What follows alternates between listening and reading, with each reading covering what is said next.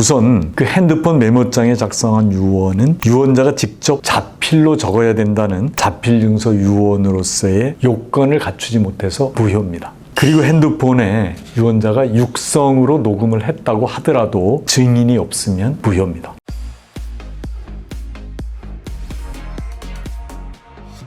안녕하세요. 행복한 상속의 홍순기 변호사입니다. 이번 시간에는 지난 시간에 예고를 드린 대로 그 핸드폰에 남긴 유언의 효력, 여기에 대해서 말씀을 드리도록 하겠습니다. 아직까지 구독자가 아니시면 구독, 좋아요 눌러주시면 감사하겠습니다. 우선 질문을 읽어드리겠습니다. 아버지는 핸드폰 메모장에 아버지의 전 재산을 장남에게 유증한다는 내용을 작성해서 보관해 두었고, 같은 내용을 핸드폰에 육성으로 녹음해서 저장해 두셨습니다. 아버지의 유언은 효력이 있을까요? 이게 질문의 내용입니다.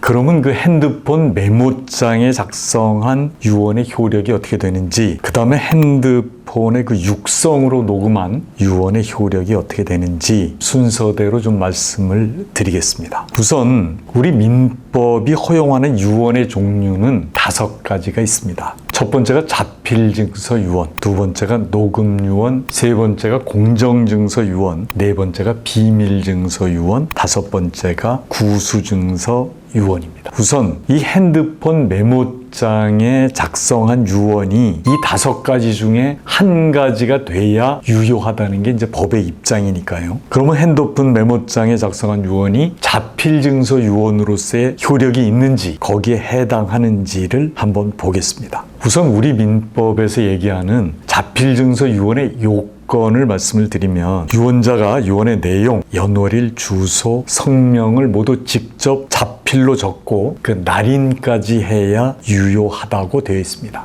그러니까 전부 다 자기가 직접 적어야 유효한 것으로 되는 거죠. 1994년 12월 22일 판결인데요. 보면 컴퓨터나 타자기 등 그 기계를 이용해서 작성한 유언은 무효다, 이런 판결이 있습니다.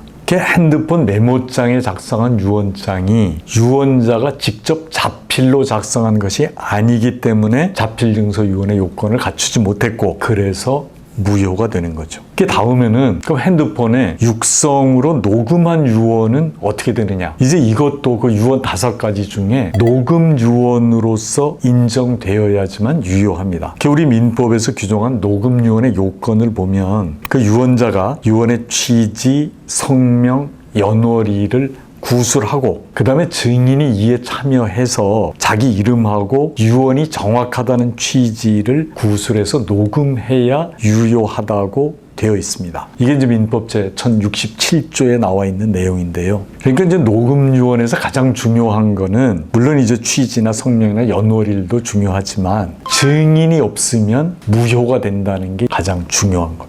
그리고 이게 녹음 유언이라는 게 요즘에 이제 굉장히 유용하게 활용이 될 가능성도 크고 또 실제로 활용이 되고 있는데요. 우선 필기 능력이 없어서 자필증서 유언을 이용할 수 없는 경우도 많이 있습니다. 연세가 많이 드신 분들도 그런데 글씨는 쓰시기 어렵지만 말씀은 하실 수가 있잖아요. 그러니까 얼마든지 활용하는 게 가능하고요. 그 다음에 녹음기하고 증인만 있으면 비용이 들지 않는다는 것도 커다란 장점입니다.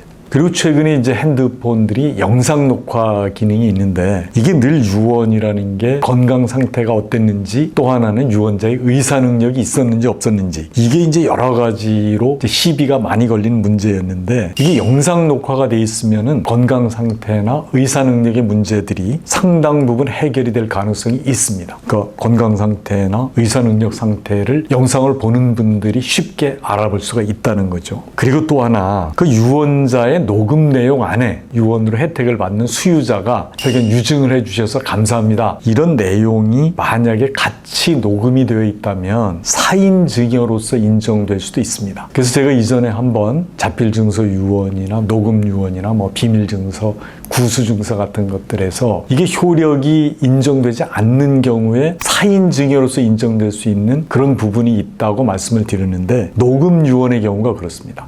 간단히 녹음 유언에 관해서 말씀을 드렸고요. 이 질문에 대한 답변을 드리기로 하겠습니다. 우선 그 핸드폰 메모장에 작성한 유언은 유언자가 직접 자필로 적어야 된다는 자필증서 유언으로서의 요건을 갖추지 못해서 무효입니다. 그리고 핸드폰에 유언자가 육성으로 녹음을 했다고 하더라도 증인이 없으면 무효입니다. 질문자가 말씀하시는 경우에도 증인이 없었던 것으로 보여서 일단 이것은 무효고요. 단 녹음 내용 중에 그 수유자가 이렇게 유증을 해주셔서 감사합니다, 이런 내용이 만약에 같이 녹음이 되어 있었다면 사인 증여로서는 효력이 있을 수 있다, 이런 말씀을 드릴 수가 있습니다.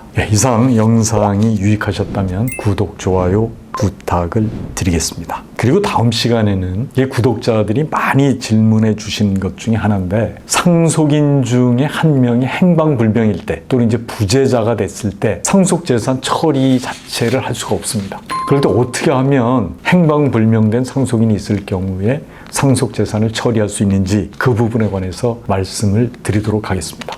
감사합니다.